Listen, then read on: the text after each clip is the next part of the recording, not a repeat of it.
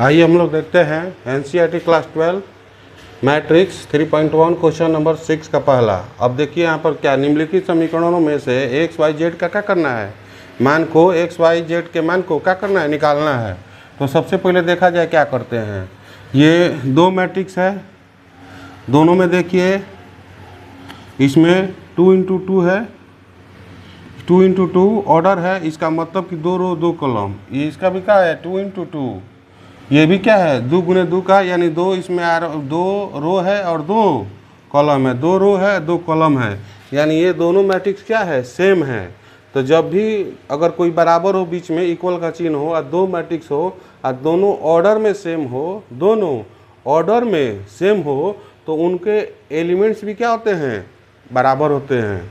उनके एलिमेंट्स भी क्या होते हैं, बराबर होते हैं। यानी ये एलिमेंट्स और ये एलिमेंट्स आपस में क्या हो जाएंगे, यानी ये यहाँ देखा जाए 4 यहाँ से उठाए तो y यहाँ से उठाएंगे, बीच में क्या है बराबर है तो बराबर लिख दिए।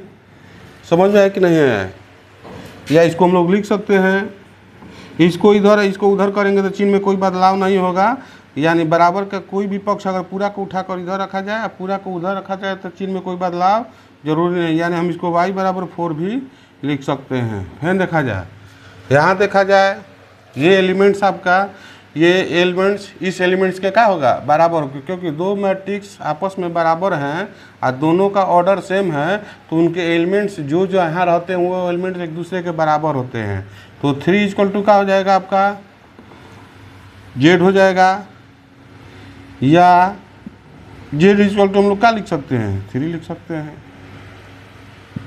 तीसरा पॉइंट में देखा जाए, क्योंकि हम एक्स वाई जेड का ही मान निकालना है, इसीलिए हम क्या ले रहे हैं, वेरिएबल्स को कांस्टेंट, ये मतलब जो है सेम एलिमेंट्स को ले रहे हैं। हमको एक्स का भी मान निकालना है। तो देखिए यहाँ पर और यहाँ पर दोनों क्या, दोनों एलिमेंट सेम होंगे, क्योंकि ऑर्डर इनका सेम है और बराबर है, ऑर्डर सेम है, तो ये दोनों एलिमेंट्स एक दूसरे के बराबर होंगे। तो एक्स = क्या हो जाएगा, 1 हो जाएगा। इसमें किसी तरह का कोई दिक्कत है तो बताइए। यानी दो मैट्रिक्स दोनों ऑर्डर सेम है तो उनके अवयव भी क्या होंगे, सेम होंगे, बराबर होंगे। इसलिए 4 बराबर y दिखाई दे रहा है, या y बराबर 4 लिख सकते हैं। 3 = z, 3 = z या z बराबर 3 लिख सकते हैं। x = 1 लिख सकते हैं। यानी हमको मान तीनों मिल गया, आंसर मिल गया। क्या मिल गया, यानी x का मान मिल गया हमको 1, y का मान मिल गया कितना 4, और z का मान मिल गया कितना तो 3। यही आपका आंसर हो गया 6 का पहला का।